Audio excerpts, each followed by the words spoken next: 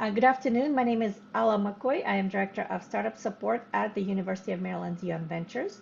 And I would like to extend a warm welcome to all of you who joined us today for the next installment in Startup Fundamentals Workshop Series, both live webinar audience and those watching a recorded version on our Startup UMD YouTube channel. This workshop series is offered in partnership with the Center for Global Business at the Robert H. Smith School of Business. Everyone attending our live session, please feel free to submit questions using the Q&A function. You can find that at the bottom of your screen. As a reminder, we are recording this session and it will be posted on YouTube. So if you would like to remain anonymous, you can submit your questions anonymously. So today, I am very pleased to welcome Rebecca Bellinger, Executive Director for the Center of Global Business at the Robert H. Smith School of Business. Rebecca will introduce our speaker and a very, very timely topic of discussion for today's session. So thank you so much, Rebecca, and thank you, Kelly. Thank you, Ala, and thank you everyone for joining us this afternoon. As Ala said, I'm Rebecca Bellinger, the Executive Director of the Center for Global Business here at the University of Maryland, Robert H. Smith School of Business. And we are really known as the hub of international business and global mindset education here on campus, and also the home to the Title VI CYB or Cyber Grant at the university. The center serves as a national resource for international commerce in the state of Maryland, specifically in regard to training and preparing students, companies, and current and future business leaders to compete successfully in the global market. And we are very proud to work with UM Ventures to deliver content to the startup community to educate founders and small business leaders on the pathways to international markets. I am pleased today to introduce my friend and colleague, Kellie Greene, who is zooming in from upstate New York. Kellie is the president of Harvest Global Trading, LLC, and leads training and consulting on global trade for clients around the world. With over 30 years of professional experience in global trade, in both the corporate world as well as an entrepreneur herself, she is well-versed, as you will hear, in all areas of global trade. She also serves as a certified senior business advisor with the North Central Small Business Development Center in Syracuse, New York, and as a member of the Board of Governors for NASBITE International. She holds the NASBITE certification of CGBP, Certified Global Business Professional, which you too can study for and qualify for, as well as an MBA in International Business from RIT or the Rochester Institute of Technology, plus a myriad of other qualifications to lead today's webinar. So Kellie, thank you for joining us this afternoon. Over to you. Awesome. Thanks so much again for having me again. And for those of you who didn't come to our last webinar, which was on market research, I have to think about it for a second. Market research is sort of the precursor to what we are talking about today. Today is really, now that you've done the research, what do you do with it? You've done the research and you figured out that there's all these potential markets, but how do you narrow it down to pick the right one? So we're going to talk about some of those strategies, and then I am going to get into a little bit about market entry once you've narrowed it down, especially if you are a small business or a newer business, and maybe you're not having those deep pockets like Apple and Microsoft, where you can just spend billions of dollars to go around the world, and maybe this is your first foray. How can you maybe do that, and some of the things that you should be looking out for and maybe be careful about when you do this. So I'm going to talk a little bit about all of that today. So first, if my computer would advance, there we go. Some of the factors to consider when you're doing your market selection. You want to look at the market demand and the size of the market. So they may have a good demand, but if it's a really small market, that also plays into your decision. But also, what is that growth potential? And a lot of the research will tell you that this is a growing market or it's a saturated market and it's not likely to grow very much. Well, if it's already got a good demand and a good size, but it's saturated, there's not a lot of growth potential, that might not be where you want to dip your toes in the water, especially if you're going up against larger competitors. You're going to look at those consumer preferences and their behavior, the cultural fit.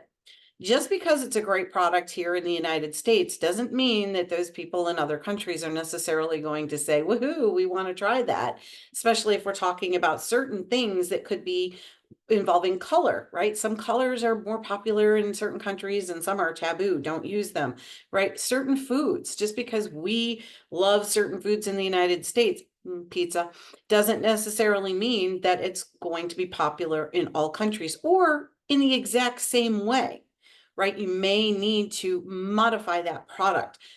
Talked last time about when I moved to Japan and Coca-Cola looked the same, but it certainly did not taste the same because they like it a lot more sugary and it was horrible. I took one big swig and spit it all out over the street. I'm surprised I didn't end up in jail.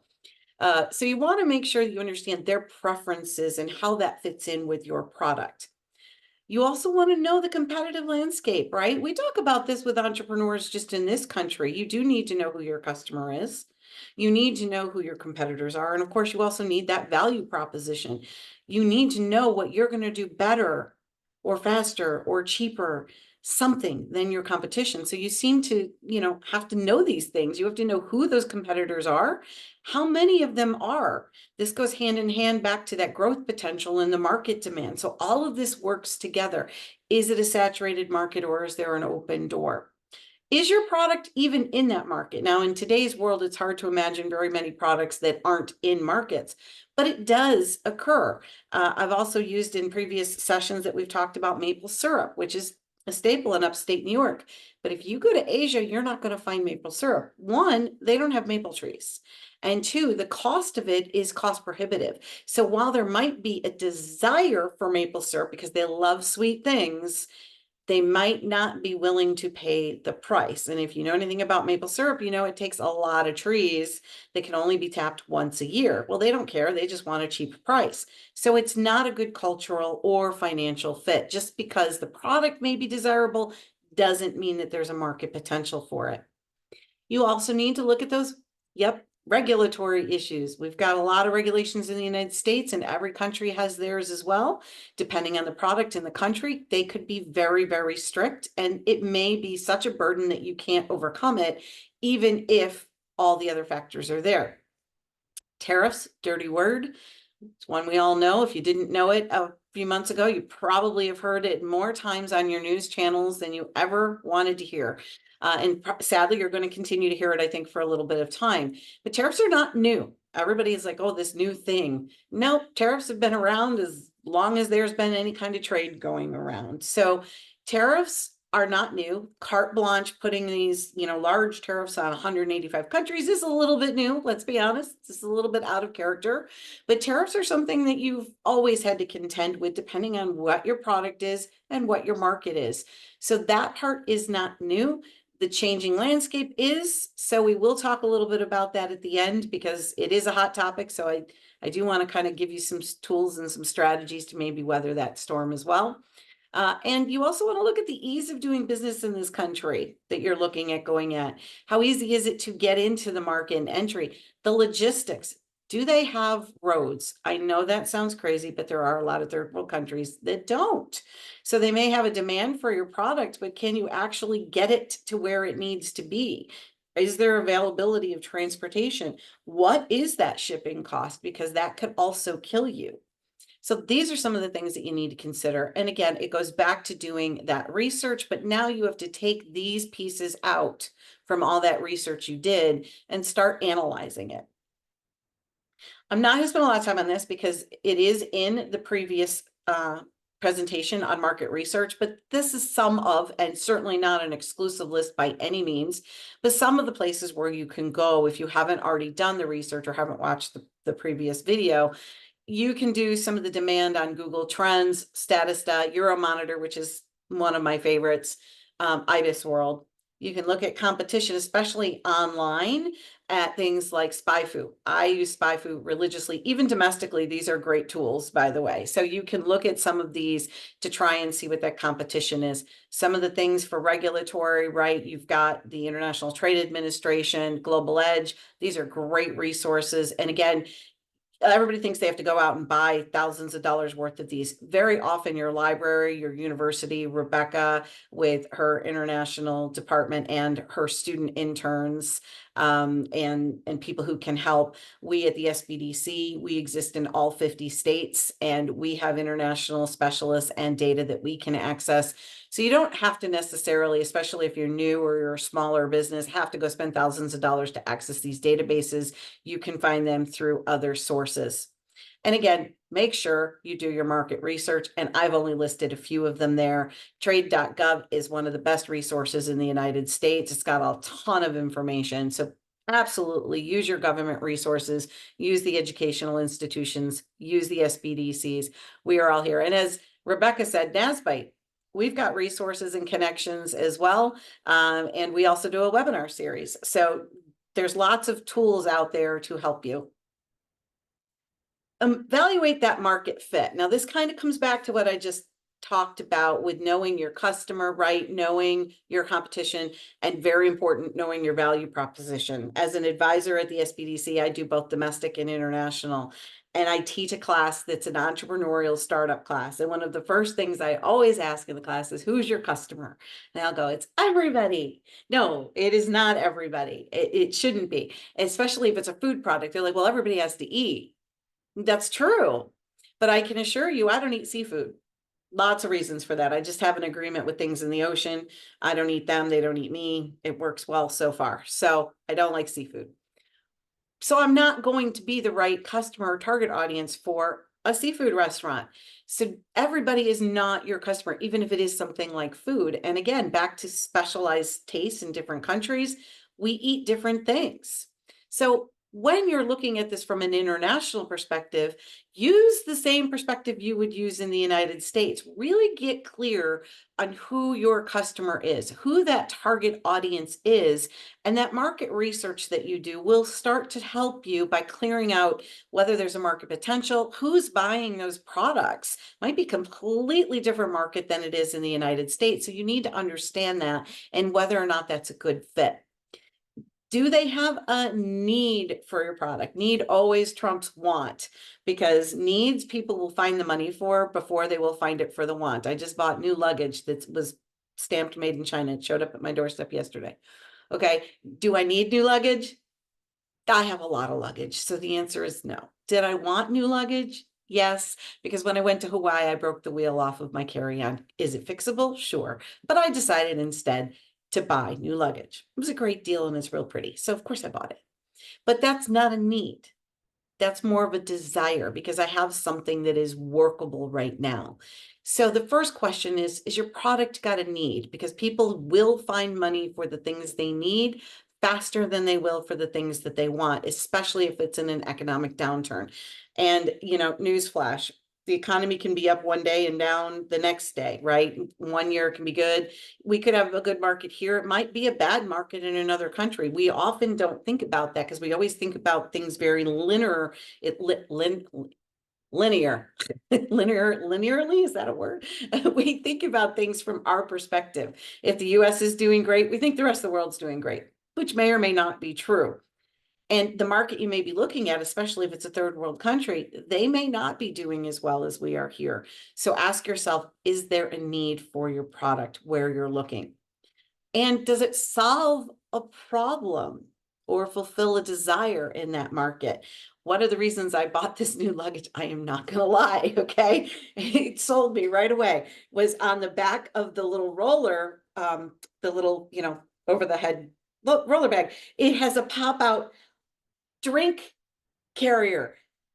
Biggest problem I have when I travel is I always buy a water once I get through security, and I always buy a big one because it's gonna be a long dehydrating flight. And I'm always like juggling it under my arm because my luggage is full. This thing has a pop out thing. I can just stick it in. I'm like, oh my God, that's genius. So it's fulfilling my need and that desire that I have for when I travel. Genius, something simple, but it's both for me a need and a desire. It's solving a problem. And again, what are those cultural or practical adaptations that you're going to need to make? Could be the sugar content. Like I said, they like it sweet and you're in Asia, but they might not in another country. Or if it's an electronic product, you may have to adjust the wattage, the voltage. I don't know enough about electricity, but the plugs, we use different plugs. That's why we have these adapters when we travel. So evaluate the market fit for your product or what you might need to do to make it a better fit before you actually enter into that market. Consider your capabilities. Those logistics and shipping costs and time, and shipping and logistics costs, they are variable. They are not stagnant. You may have something that costs you $1,000 today. It could cost you $5,000 in the summer. So you need to understand that market, and you need to understand your capabilities. And you also need to figure out, are you going to offer a 1-800 number, so to speak, in a foreign language and in that time zone? How are you going to handle those customer complaints? May or may not be necessary. A lot of people, you can tell, even Amazon, God, try to find a phone number for Amazon. It's not that easy. It usually you have to do the online chat and send an email. So companies do get away without having somebody in the local time zone or the local language. But how are you going to deal with that? These are things you need to understand. What are those marketing channels going to be? Well, in this country, you might run an ad on television. Does that work in some of these countries, or is it going to be different? And what is the cost for that and your ability to reach the customer? And what is your ability to navigate all of the changing regulations, which I haven't even turned on the news today because I'm afraid to. Okay. Every time I turn it on, there's something different has changed somewhere. It's a little bit more fast and furious now than in years past, but the reality is, in true global trade, regulations are changing all the time. Tariffs change all the time. One country's changing it. You may not hear about it on the news, but if you're going to do business in that country, you need to know how to navigate those rules, because they very likely will change at some point while you are doing business. Either our export rules will change or the import rules or tariffs. Something may change with regulations in those other countries. This is one of the tools that I suggest using. It doesn't have to be these numbers. This is just a matrix. So you can really form this any way you want, right? You're going to pick those key criteria. For this example, I'm looking at the market size, the ease of entry, the competition. And the reason it says inverse is because the score is from 1 to 10, with 10 being a good score. But in competition, a high score is actually negative, right? Because it means you've got high competition. So the competition should be scored kind of in the opposite direction, meaning if it's a lower number, it's better for you. There's less competition. I don't know if that makes sense, but that's why it says inverse. You're going to look at the cultural fit. You're going to look at the legal barriers, the tariff barriers, and you're going to assign a weight. Doesn't have to be these. This is just an example, but it's going to be what you decide you want those weight to be. And then on a scale of 1 to 10, you're going to rank those countries based on all that market research you've done. Again, this is subjective to you, how you are ranking it. So in country A, you can see, well, you've given market size a 9, which means it's got a pretty good potential. It's a pretty good market size. It's not perfect. It's not 100%. It's not a 10, but it's pretty good. And that 9 translate on a 30% scale to 27 points. Hope this is clear how you're doing this. You can actually add up and do this any way you like. This is how I usually suggest doing it, because then you're going to get a total score of 100%. And as you can see at the bottom, it looks like country A is the winner, 79.5. Very rare, by the way, you're going to get 100% score on anybody, right? Because something is going to not be perfect. But it looks like it's a pretty good market. I will caution you right now that that is not necessarily the right answer. The right answer still may be country B, even though it's a little bit lower, because again, this is a little bit subjective by you. So I always say, after you do this, this is really kind of how you maybe eliminate country D, possibly country C, because you know that those two are scoring lower. So maybe you've now narrowed it down to country A and B, but dig a little deeper into what those differences are. And as you can see, well, the legal and tariff barriers are better in country A, right? Because a higher score is better. But if we look at competition, it's also better in country A, because remember, competition, you want the lower number. But where does country B possibly beat country A is on ease of entry. It's a little bit easier to enter right there. So maybe that weighs into your decision that maybe you're going to go with country B. If that's a big issue, you have to kind of dig into that ease of entry. How big of a difference is it, is really what I'm trying to say. And it's the same with the market size. So it's not clear cut that you do this and you make a decision that, okay, country A is what I'm going to go with. Take those top two, or if they're really close, even look a little deeper into those to make your final decision. Now, Rebecca mentioned we both are serve on the board of NASBITE. I'm just going to throw this out if we have any students that are watching. We do a student case competition at NASBITE every year. I have to say we had 22 teams this year. It was fabulous. And these teams get a real company that sponsors the competition. And it's usually they're looking to go into a new market. And these teams all have access to the same data. We give them access to certain databases like Compass, and some of our other suppliers that work with us at NASBITE give the students access to that. So it's a great opportunity. And they have to actually piece together all aspects of the market entry and why. And they have to do something such as this. So in theory, if you're all accessing the same information, you would all come up with the same answer for this company. But time and time again, these students come up with different recommendations for the company on where they should go. We did one a few years ago. It was a pet food company. And I remember one of the teams did something totally different than anyone else. And they recommended Colombia.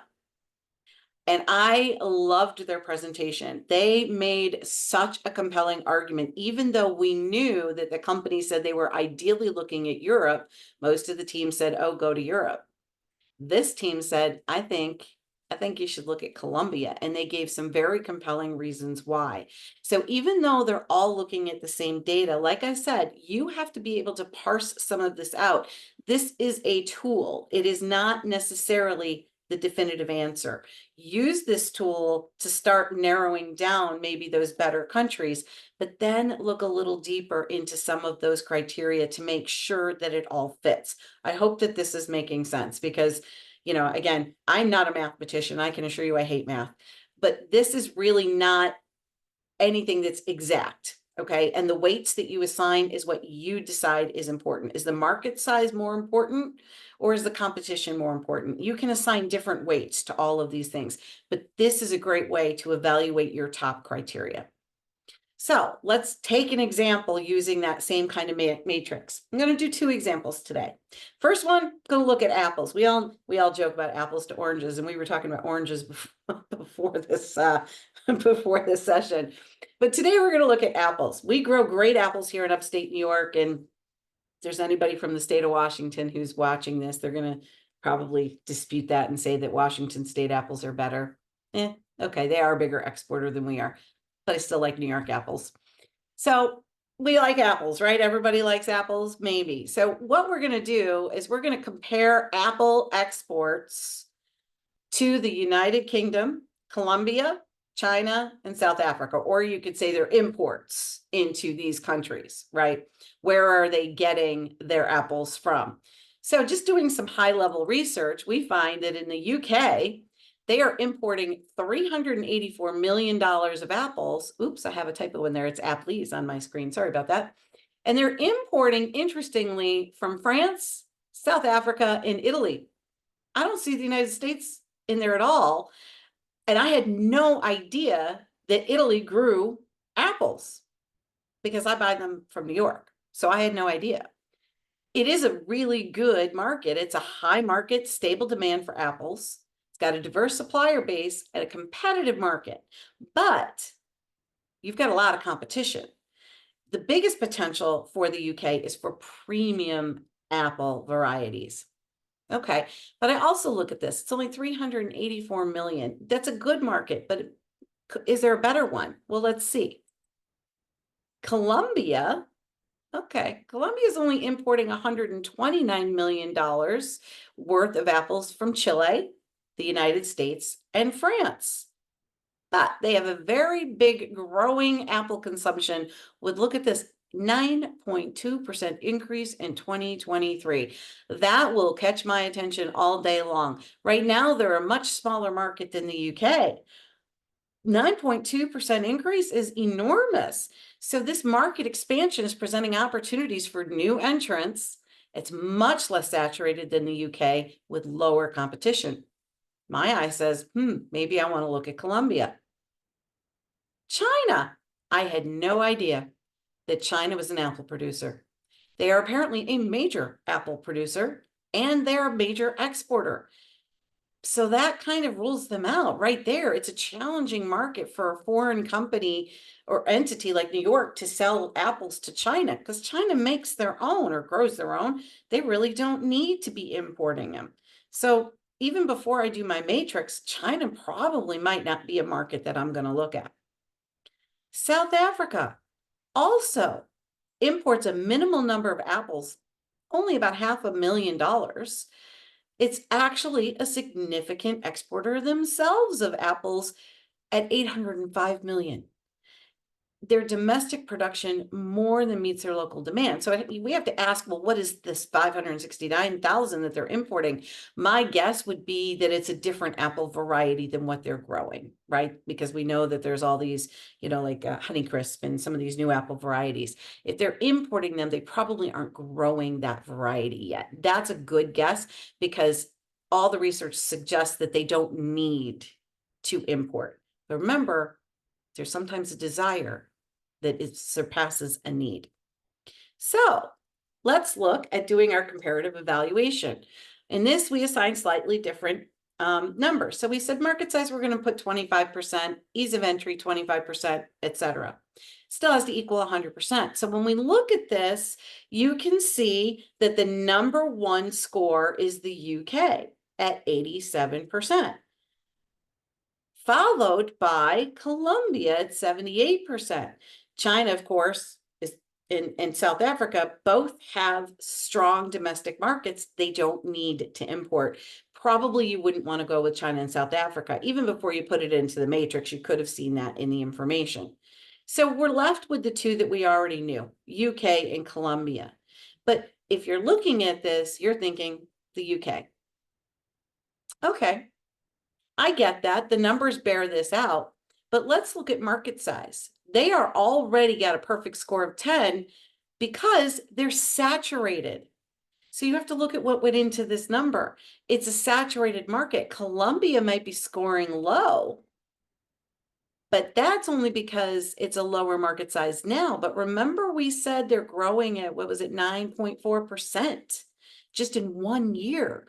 So even though this is a lower score, what that tells us is that there's more potential given what we know historically with them. So this, again, I want you to understand is a little bit subjective in the numbers, but you have to understand where those numbers are coming from and that a lower number in market size, given what we know in the research about it being a growing market, shouldn't necessarily be a deterrent to going here. If anything, it almost flips these two around because we know going to the UK is a saturated, highly competitive market.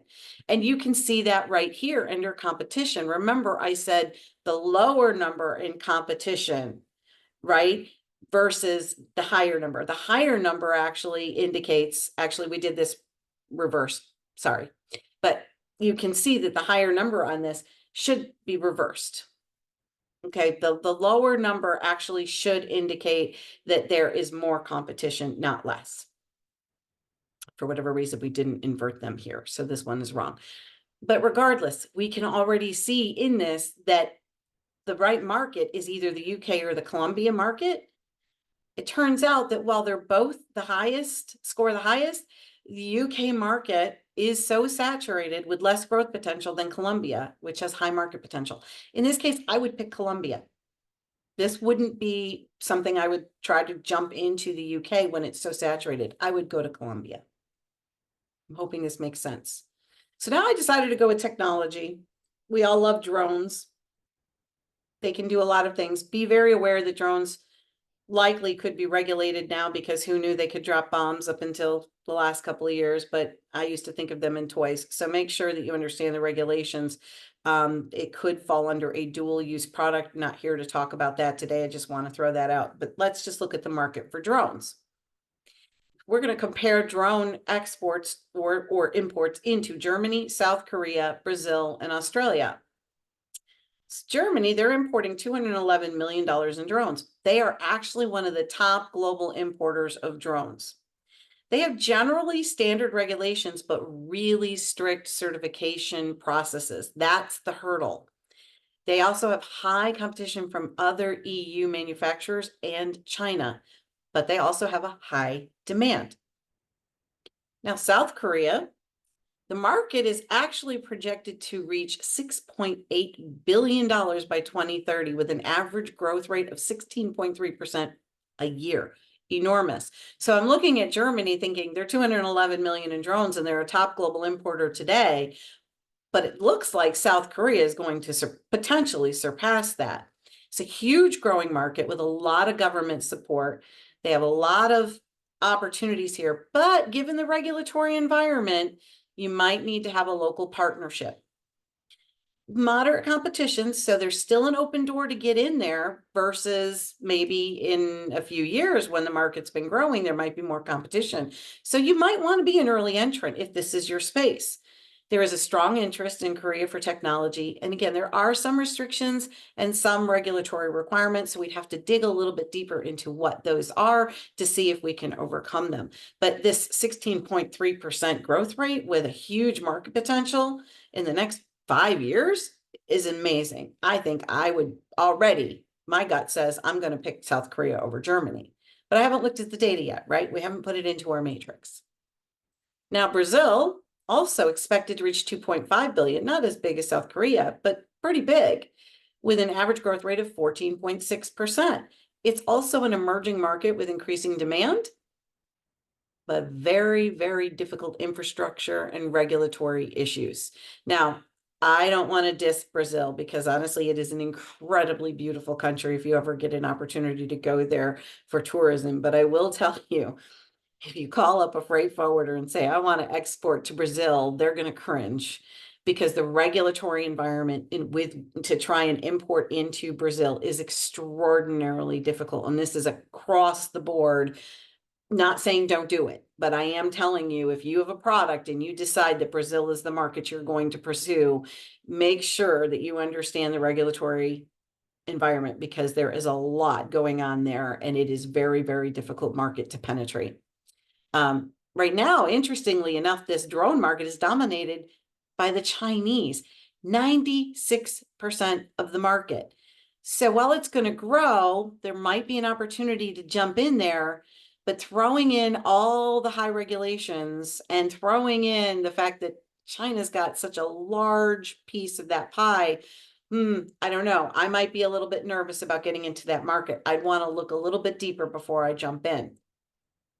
Now let's look at Australia. Australia has a robust demand across a lot of sectors, agriculture, logistics, you name it, for drones. They also have favorable trade relationships and their streamlined import processes. They're a pretty easy country to get into. Moderate competition, we can live with moderate. It's not saturated, and a generally supportive regulatory environment. Sounds good. Now let's look at the chart. Again, we assigned some weights and we assigned some numbers. You look at the total score, what immediately jumps out to you is Australia is your top market, 78.5, but right behind it is Germany. Now, remember I told you this is somewhat subjective because Germany didn't jump out to me as the market that I wanted to necessarily penetrate when I was looking at all that information. Yes, they are a global importer today of this technology, but there's quite a bit of competition for the German market. South Korea surprised me at only coming in at 69 because, again, when I look at the market potential, which isn't accurately put into this, right? Because we're looking at the market size today when we do a matrix. So that's why I'm saying you have to do stuff like this. It's one tool, but you want to pull out some of that information. Don't just take these numbers and say, yep, going to Australia. By the way, Australia is a great fit because it does score high. But I personally, if I was looking at another market, I'm going to pick South Korea over Germany simply because of the market potential and generally ease of doing business. Maybe not as easy as Australia, but it is got some potential there that I don't want to look at it. So Australia is the strongest overall. even though Germany scores higher than the others on the list after Australia, South Korea is likely the better option given its high growth market potential and less competition. So again, this number and the tools are a great way, but because you're the one setting the weights and you're the one doing the scoring, remember it is subjective. You want to dig a little deeper. It is a tool to use, but don't discount the rest of your market research because, you know, you jump into something and you find out, oh, maybe this wasn't the right choice. So when you finally have made your decision, these are the things that you want to look at, right? That sweet spot, strong demand and growth, I would argue. Reasonable competition, not like the 96% in Brazil, which is going to be hard to overcome. Easy access or somewhat easy access and not a lot of regulatory burden, and a good strategic fit with your business, which again, isn't something that you can necessarily quantify. It may have to be something that's more subjective. Test the waters. This is just a really good idea for anybody, especially in international, because it can be very expensive to get into an international market. So you might want to pick that market and test it. Start with a pilot launch or a small export order with a high potential market. Use platforms like Amazon or Etsy or local distributors to test that demand. And then you want to collect some of that feedback, adjust your approach, measure those key metrics, so important: customer acquisition cost, your conversion rates for the marketing you're doing, and your revenue growth. And you want to scale gradually based on the results. You're either going to expand or adjust your strategy before scaling. One of the biggest mistakes companies make after they do this research is they go full bore, millions of dollars, advertising, setting up distribution, and they haven't tested the market. So even though the numbers looked good on paper, reality is what you and I, if we're the end consumer, are doing, not necessarily what all the data says, right? Because how many products fail? Even in this country, products fail. They didn't have the right marketing strategy. They had the wrong, customer base, the wrong value proposition. So do your research, but then test the waters before you go full bore. Do a test market. Even do, a small market sample and a small advertising campaign to see who bites, even if it's on Facebook. There's a couple different types of market entry. I'm not going to spend a lot of time on this, but I want you to understand that there's something called direct exporting and indirect exporting. And while you're looking at all of this, this should also be part of your consideration in what is the best way to get into that market once you're picking the market selection. So very simply, direct exporting is doing exactly what it sounds like. You are selling directly to those people in those foreign countries. You're not using an intermediary that's based here. You are going directly to the buyer or to a distributor in that country. Some of the examples are selling directly to a foreign retailer or distributor, opening your own sales office and hiring sales reps in that country, or selling via e-commerce to international customers. And as a sidebar, our next series that I am doing with you guys is on e-commerce. And I believe, Ala, you might want to check me on this date because I'm not looking at my calendar. I think it's on April 30th and it is on e-commerce. So if that is something that is in your wheelhouse about selling internationally on e-commerce, then hopefully you can join us on our next session. The pros. Well, higher profit margins because you don't have a middleman. You got greater control over the pricing, the branding, and your customer relationships, and you're getting direct feedback from the market. But you're also assuming more risk and responsibility, potentially going to have some more knowledge of these foreign markets, and there's higher upfront costs. You've got to do all the marketing, all the logistics, all the legal. Whereas if you hired somebody over there, you would not necessarily be absorbing all of that if you went with a third party, which is what indirect exporting is, which is where you're selling to a third party, like a domestic intermediary, somebody here in the United States who's buying from you, and let them do the exporting of the goods to the foreign markets. This is where you're going to use a trading house, export management company, export agent. We don't have as many of them in this country as they do in other countries, but they do exist. You can also partner with large domestic firms here in the United States that do have global distribution of your products. Very popular with things like cosmetics and even food products. There's a lower risk and cost to you because you're really selling domestically. It's easier to get started into an international market and expand, and it doesn't require that you know all of the foreign regulations or logistics because those third parties are the ones that are doing that as the exporter. But remember, you're going to have to sell to them much like a wholesale account, and then they're going to mark it up and make a profit. So you're going to have lower profit margins, less control over how those products are marketed and sold. Because once you sell them to them, it's kind of like being, a blanket slate. Sometimes they're going to want to put their own label on it. It might not even be sold under your name, and less feedback from customers and the market insights. But it is a cheaper and easier way to go to expand your market potential in the beginning.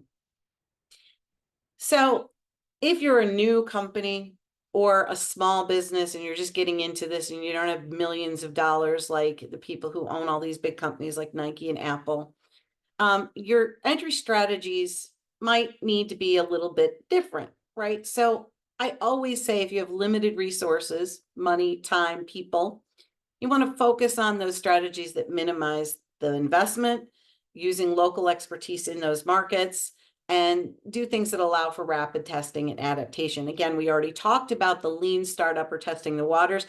To be honest, I would recommend that to all size companies. I think everybody should test the waters before they jump into the market, even if you have millions of dollars, which most of us don't. But even if you did, I think it's a good practice to test the waters and make sure that there's market potential before you invest too much time and money.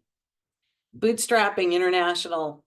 Okay, well, if you've started your own business, you already know what bootstrapping is because you've called your friends, your families, your dog, your pet sitter, your veterinarian, everybody that you know, friends and enemies, to try and, help donate money, and you've bootstrapped it. You've taken out your 401k, and, you've taken out money out of your house. That's exactly what bootstrapping is, right? You're going to also want to target low cost markets for entry. Use online channels for your advertising, even social media and stuff, so that you're not doing a lot of on the ground things. And you might want to look for some partnerships in those countries.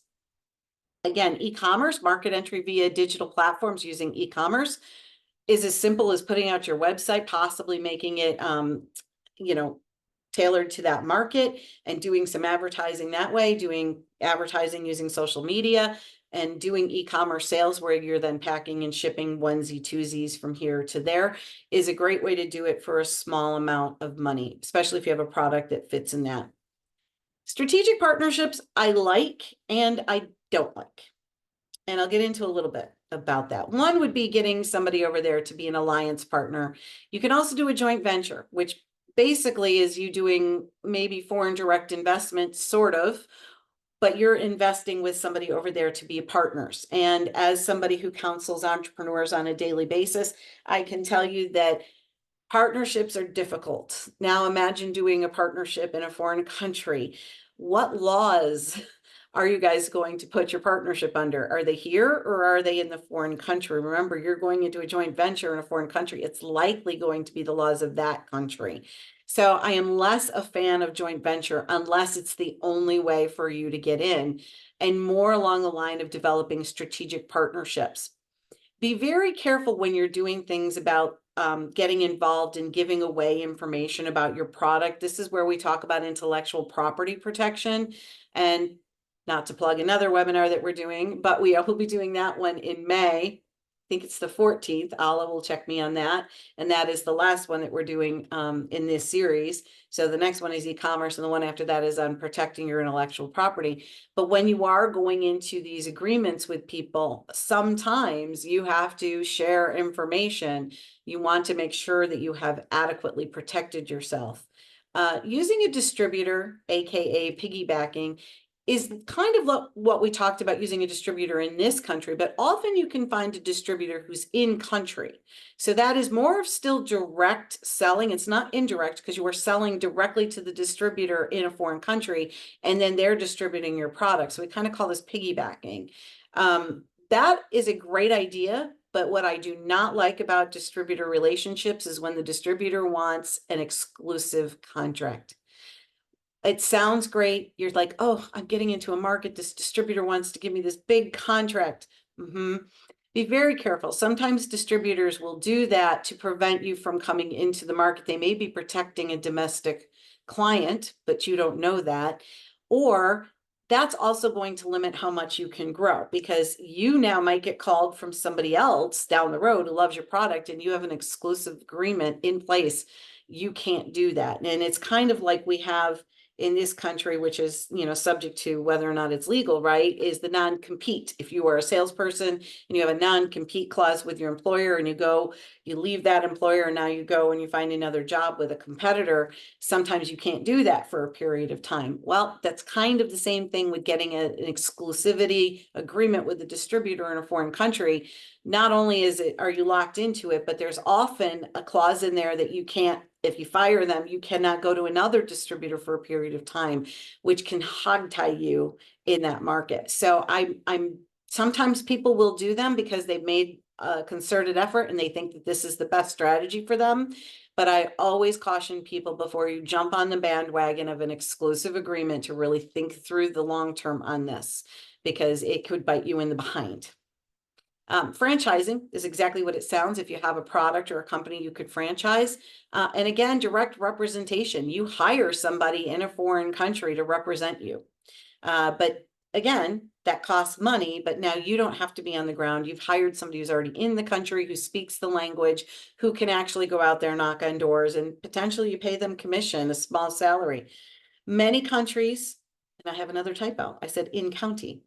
See, I'm finding all my typos. In country incubators and accelerators. I can tell you we have them here. In Syracuse, New York, we have a big incubator actually for drones and high-tech business. And most of the people who are coming into our incubator are actually from foreign countries. So if you do have a tech product in particular, you might want to look into whether or not there is an incubator or an accelerator where you can tap into that and possibly get all kinds of money to help you get into that market and develop your product. That, again, tends to be more in the tech space, but I would always tell you, it's something to look at regardless of your product, because who knows what's out there. Now I got to talk about this because somebody is going to ask this question. How do we get around tariffs? The short answer is you don't.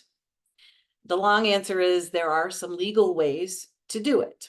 One is foreign direct investment. And if you've heard what the Trump administration is talking about even here, right? By putting in these tariffs, they're hoping that companies will move here to the United States for foreign direct investment. Well, we have retaliatory tariffs, right? These countries are putting them on us too. That is how you get around it. You set up manufacturing in that foreign country, and now there's no tariffs because you are a domestic producer. That does take time. And it also takes money. So unless you know that you've got a big market and an opportunity there, that's probably not your first step. However, you could use foreign or free trade zones that are located in countries with more favorable trade terms with the country that you're trying to do business with. How this works as a foreign or free trade zone is you're going to be bringing in all of the parts. So let's just assume you're getting your parts from China. You bring those parts into the United States, you're looking at, what is it, 145%? At last I checked, but who knows, it changes daily. You're going to be paying a whole lot of money to bring those parts in to wherever you're manufacturing, if you're manufacturing in the United States. And then you're going to be exporting. However, you can get some of that duty back when you export, but there's a whole paperwork process that goes into that. Might be better if you instead said, gee, I'm going to set up my manufacturing in a place like Panama. Panama has a free trade zone where I can set up my manufacturing facilities. So now, even though the parts are coming from China and there might be duty rates, it's going into a free trade zone. There's no duty paid when it goes into a free trade zone. Now those parts become a finished product. That finished product, and Panama has a good trade relationship, better than the US with, say, the EU. Now you can potentially leverage a free trade zone for your manufacturing to get better trade terms for the finished product going into that country. Again, still takes some time to set up.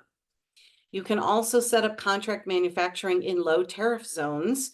Again, remember what the tariff is where you're selling, not what it is on the import. But if you are importing into the United States, especially now, anything that's going to be manufactured into your finished product, remember, you're paying those tariffs now on the products coming in that you're then changing into something else to export. There is this thing called duty drawback, as I mentioned, which says if you're exporting what you imported, you can get back like 98% of your duties. But there's a lot of paperwork involved. And imagine if you're bringing in little nuts and bolts. All of the nuts and bolts going into stuff you're exporting? Probably not. You actually have to keep track of every little piece when it came in and when it goes out. Now, I've worked for companies that we have done duty drawback because we were huge exporters, and it was worth it to us. This was even before all of the tariff issues today. But if you are a small company and you're just getting into this, that is a big paperwork nightmare. If you can avoid that and set up contract manufacturing, again, be careful with your intellectual property. You're going to want good agreements. But if you set up contract manufacturing in another country that has more favorable trade relationships with where you're ultimately selling, then you're going to be paying the duty in the country where you're selling based on where it was manufactured, not where you are. You can be in the United States, but if you're manufacturing in Panama and selling it to the EU, the tariff rate is based on the relationship between Panama and the EU, not where you are sitting. You can also license your product to a company in the foreign country to do the manufacturing, like contract manufacturing for you, and sell your brand. Now, licensing, again, you want to make sure you protect your intellectual property. You can also assemble locally. This is one of those other things where you can get around. Oftentimes, you can get around this by assembling in the foreign country the parts and then importing it in by using a bonded warehouse, for example. You can do that, which is the next thing. You can do some light assembly and kitting. So you bring in all of the parts into a bonded warehouse and then you put it together. So all the individual parts for your computer come in, but you're not paying any duty on them because they're in a foreign trade zone or in a bonded warehouse. You can put the computer together, and now the tariff rate on the final product is less than what it was on the parts.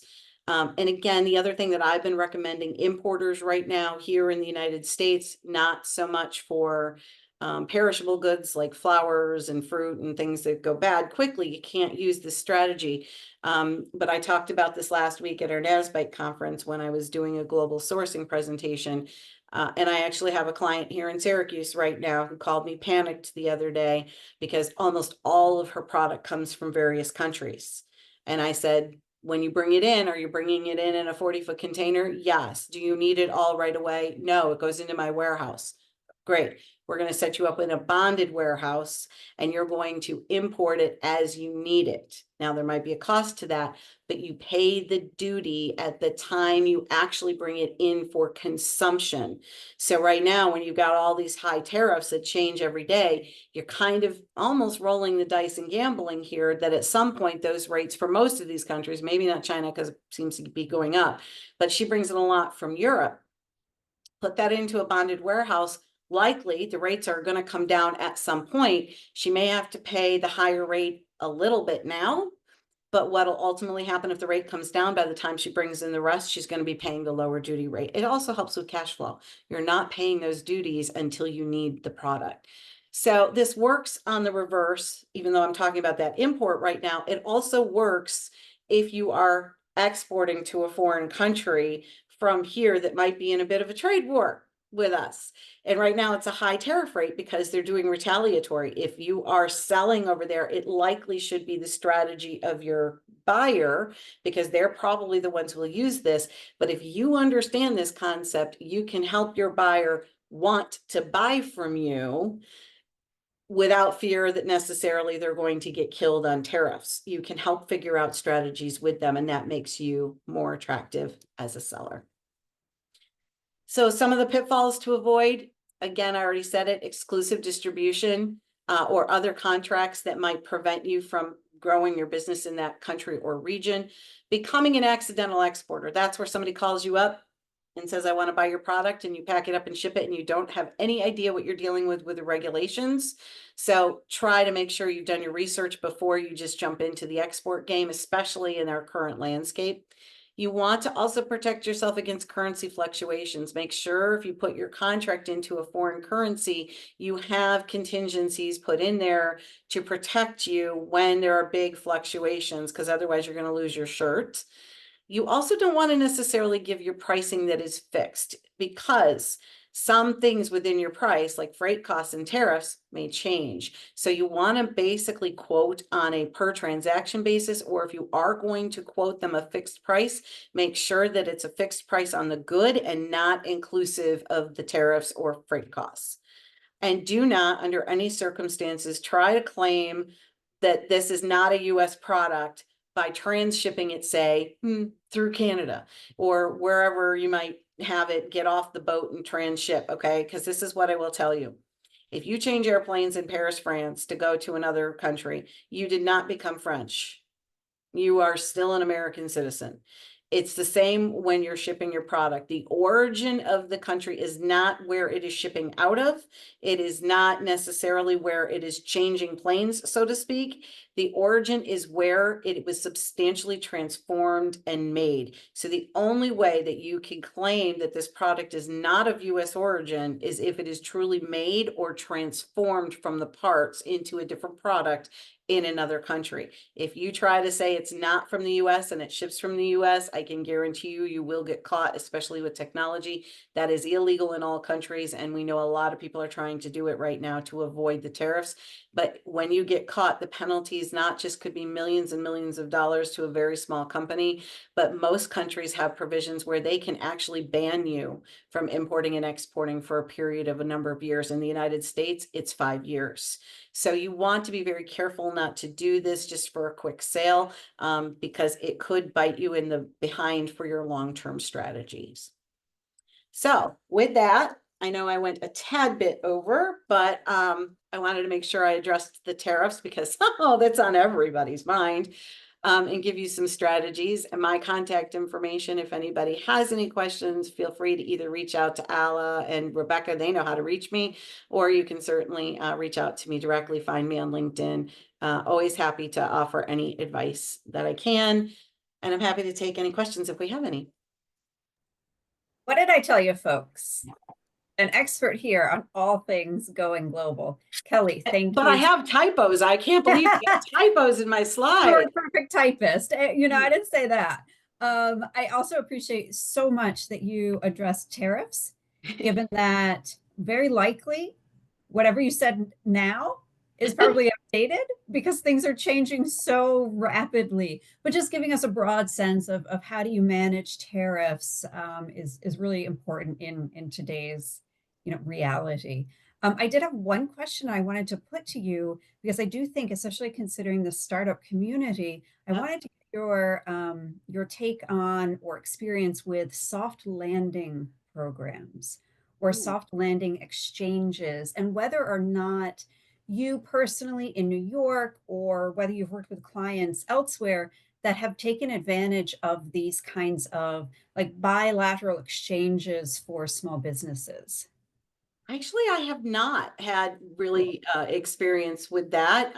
So you're hitting me with something that I don't know as much about as I wish I did.